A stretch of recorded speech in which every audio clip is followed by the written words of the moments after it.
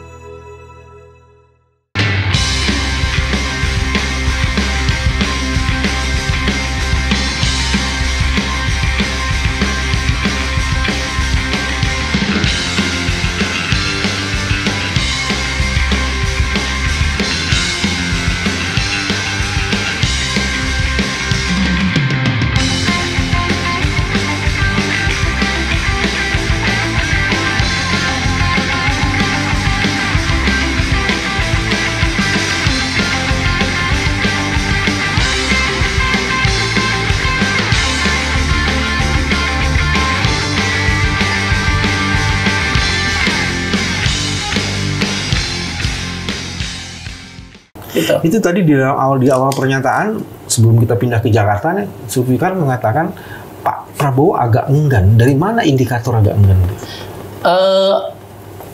Sebenarnya kan ini udah ada berita ya beredar lah ya dari berbagai sumber gitu.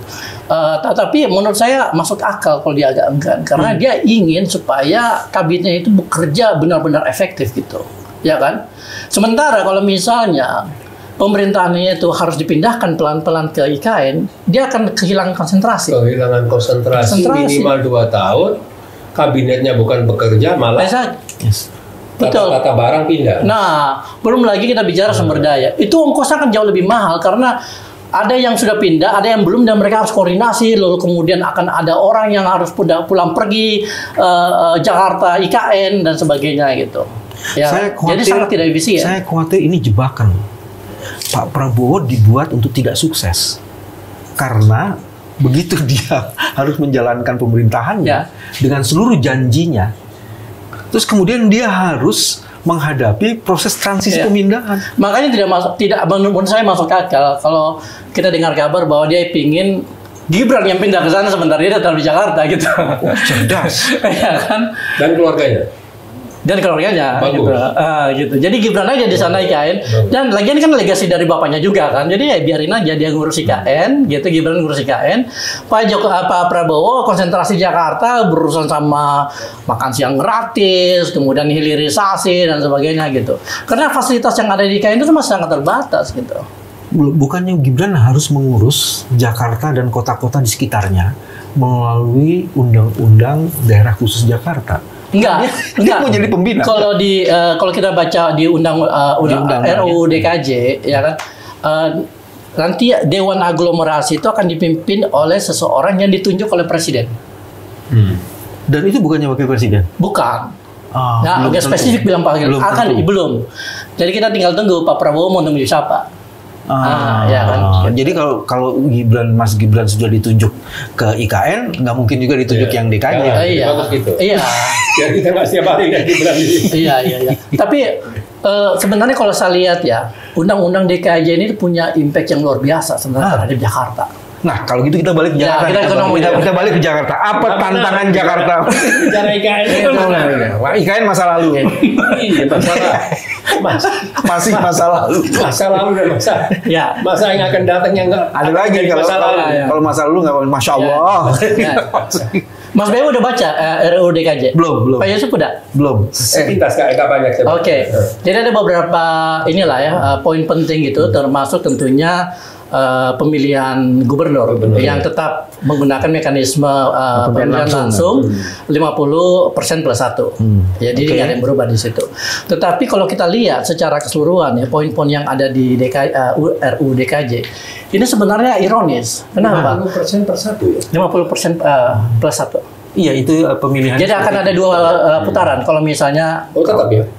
Kalau nggak ada, kalau tidak menang 50% plus 1, maka ada putaran kedua. Nah, ya sama dengan yang lama lah ya. Nah, ironi yang saya lihat di DKJ ini adalah bahwa alasan utama untuk memindahkan ibu kota dari Jakarta ke Kalimantan Timur kan sebenarnya untuk melakukan pemerataan pertumbuhan ekonomi kan. Oke. Tapi kalau kita lihat dan baca RUU DKJ ini, dia justru memperkuat dan akan memperbesar kapasitas ekonomi Jakarta. Pertemuan. Karena Jakarta itu akan dilihat sebagai sebuah sistem aglomerasi. Ya. Jadi Jakarta dipimpin oleh gubernur, ya kan? Lalu kemudian ada aglomerasi yang mencakup tidak hanya daerah-daerah tradisional seperti Bogor, Depok, Tangsel ya, tapi udah sampai Tangerang, sampai Cianjur, sampai Bekasi. Dan apapun yang terjadi di Jakarta, semua ini akan mengikuti iramanya gitu. Dan itu sebenarnya pertama menjelaskan konsolidasi ide antara IKN dan DKJ nggak nyambung. Nggak nyambung.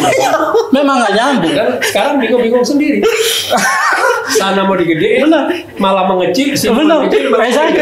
Jadi benar Pak Yusuf. Jadi di sana akan tetap kecil, di sini akan semakin membesar. Jakarta akan semakin membesar.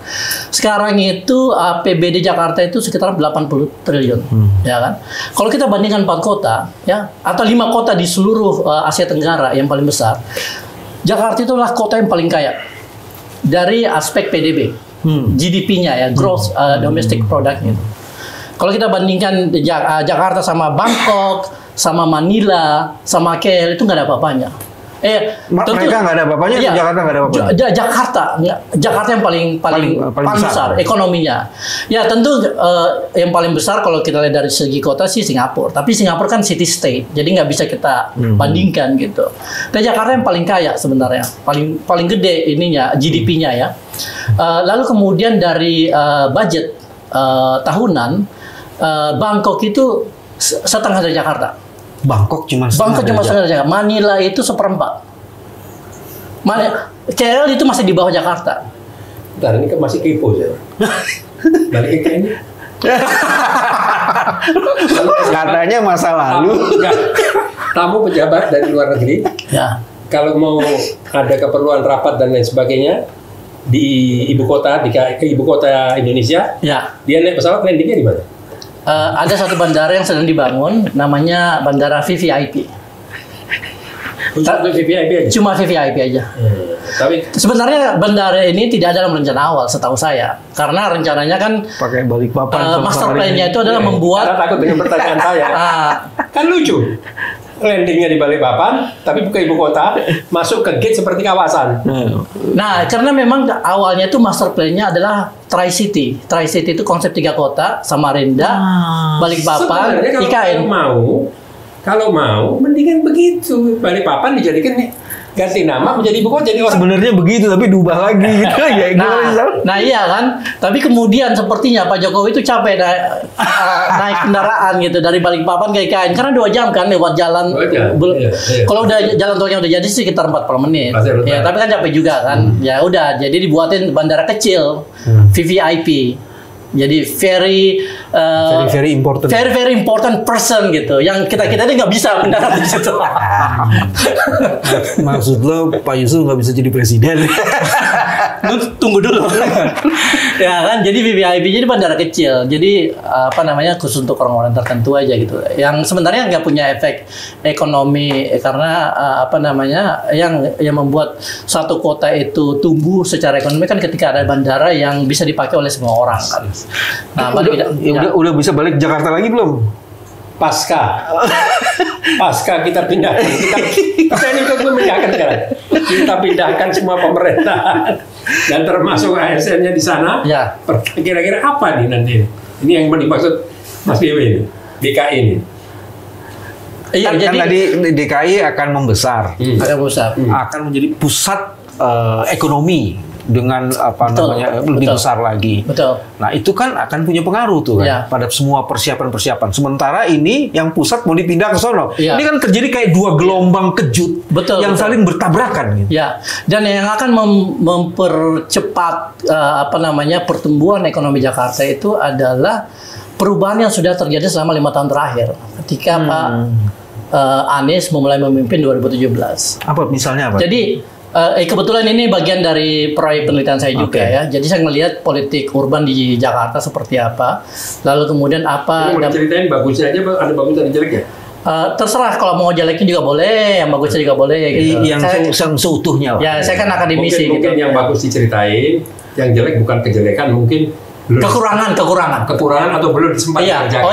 tantangan ke depan. Ya, atau yang baru kan. Betul. Tapi juga kita harus ngelihat secara lebih luas. Jadi bukan hanya kepemimpinan Pak Anies, tapi juga kepemimpinan sebelumnya kan.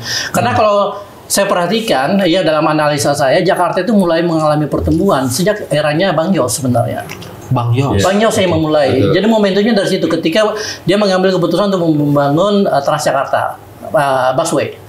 Lalu kemudian pelan-pelan terjadi perbaikan, ya kan, ketika Foke masuk sebagai gubernur, ya sebenarnya lepas dari segala keburukan yang dicaci maki oleh orang-orang Jakarta, sebenarnya ada juga kontribusi Pak Foke di dalam perbaikan Jakarta, khususnya pembangunan MRT, karena dia memulai sebenarnya. Oke. Ya, perencanaannya dia memulai, ya kan, dia yang melobi. Semuanya, tapi yang gue cerita itu public transportation ya. Public transportation, ini masalah utama di kota-kota besar di dunia gitu. Lalu kemudian Pak Jokowi masuk 2 tahun, ya walaupun waktunya pendek, adalah kerjaannya, ada yang dilakukan. Betul, seperti betul.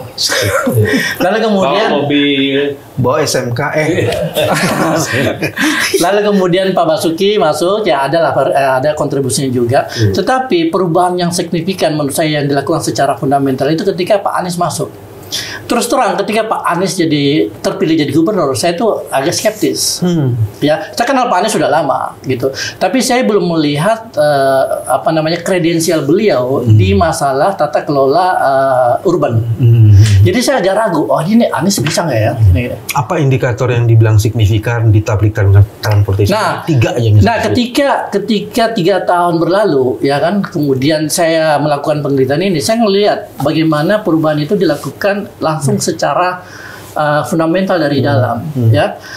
Dan ada sebenarnya beberapa sektor yang diperbaiki oleh Pak Anies, tetapi beliau itu datang membawa sebuah visi dan sebuah metode tata kelola yang berbeda.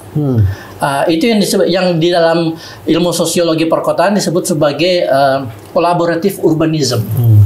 Urbanisme kolaboratif. Makanya tagline-nya Jakarta kan Jakarta Kota Kolaborasi.